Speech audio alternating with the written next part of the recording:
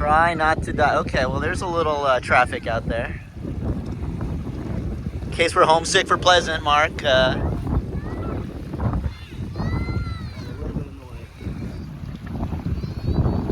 can't get. It's going to be hard to get completely homesick for Pleasant because these jet skis are actually obeying the no wake zone.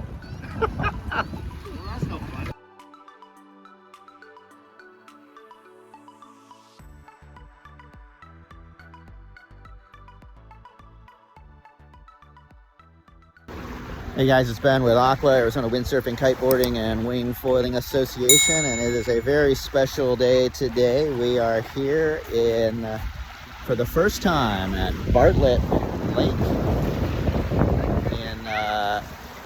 to the northeast of Phoenix. As you can see behind me, we've got a pretty windy day to come out here and check out, particularly the main bay, which you can see over there beside me. So we've got actually a great spot.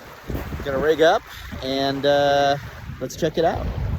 Okay, so by way of background, Bartlett Lake lies about 30-ish miles or so northeast of Phoenix. I used to go boating there quite regularly.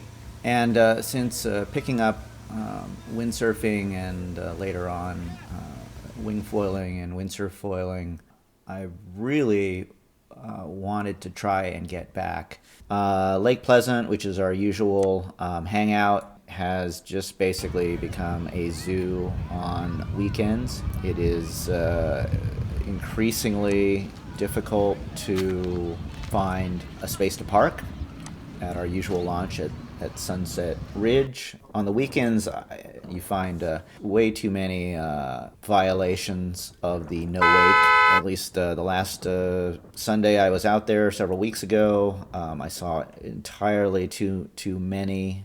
All right, so that's one issue, Lake Pleasant being a zoo. Secondly, this Sunday's forecast was showing anywhere from very high teens to even upwards of 30-mile-an-hour gusts for Bartlett.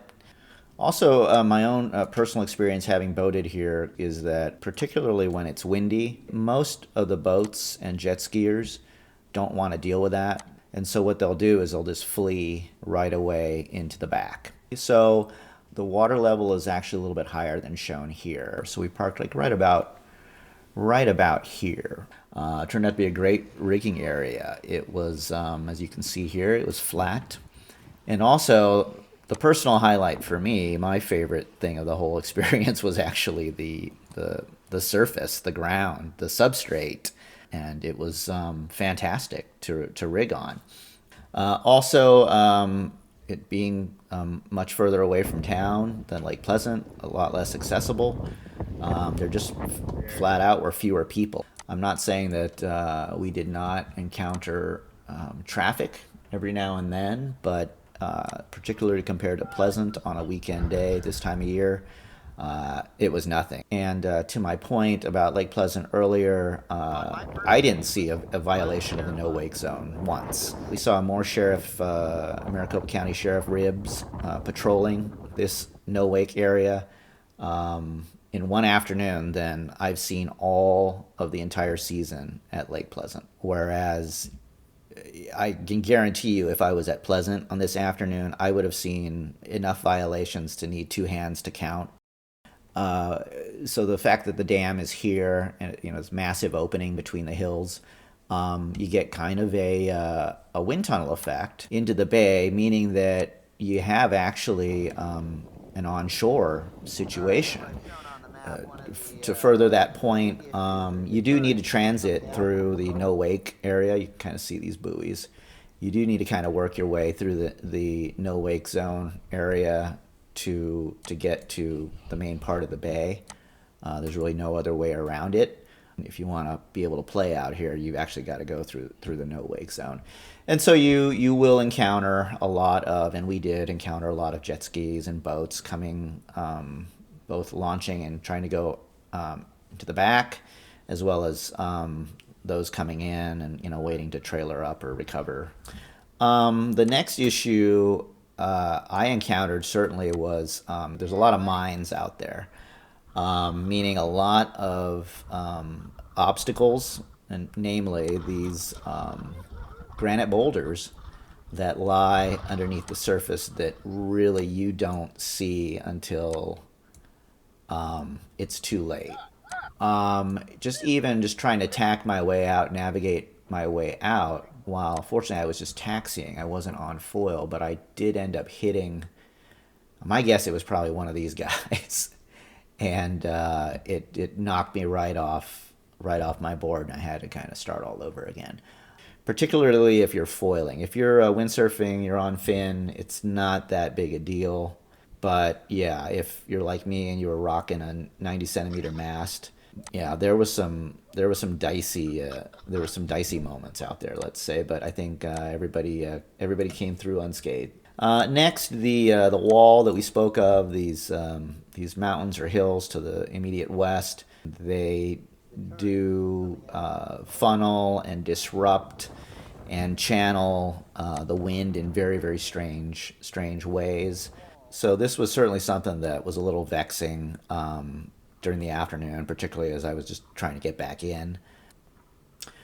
The next knock, as I would see on it, is if you're new and not particularly proficient at going and staying upwind or holding your course or holding a line, then the mouth of the channel does present a little bit of an interesting challenge.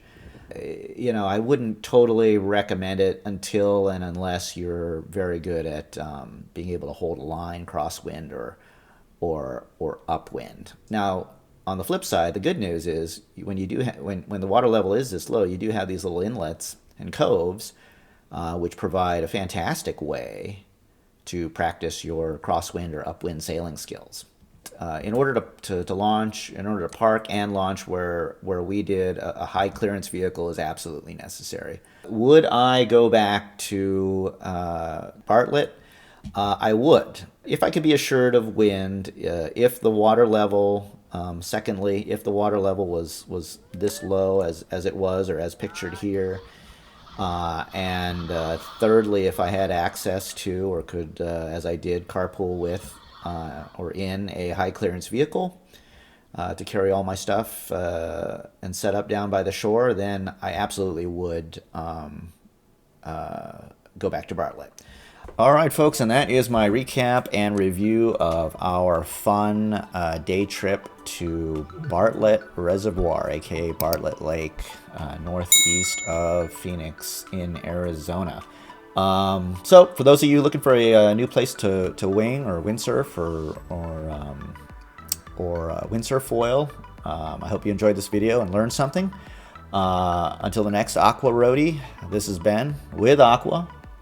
As always, wishing you good winds and happy sailing.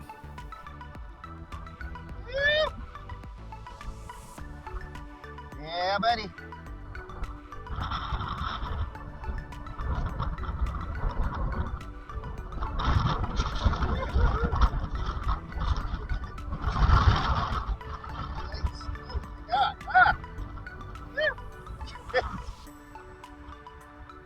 Big boulder there.